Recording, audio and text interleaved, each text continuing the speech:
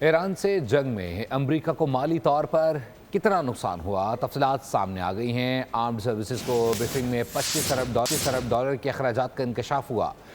دوسری جانب ٹرمپ انتظامیہ نے دفاعی بجٹ میں 1500 ارب ڈالر کی درخواست کر رکھی ہے۔ ایران سے جنگ میں امریکہ نے 25 ارب ڈالر جھونک دیے۔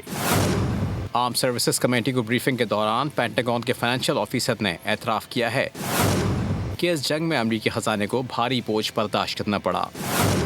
زیادہ تر رقم نئے ہتھیاروں کی خریداری، فوجی آلات کی مینٹیننس اور تبدیلی پر خرچ ہوئی۔ وزیر جنگ پیٹ ہیگسیت نے کہا، لڑائی میں اب تک 13 امریکی فوجی ہلاک ہو چکے ہیں۔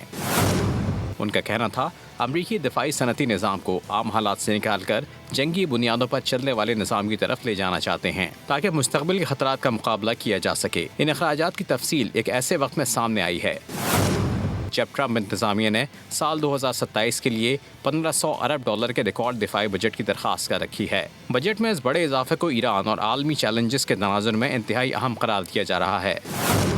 تاہم آرمڈ سروسز کمیٹی میں ان اخراجات اور جانی نقصانات پر بحث نے امریکی عوامی حلقوں میں نئی تشویش پیدا کر دی ہے۔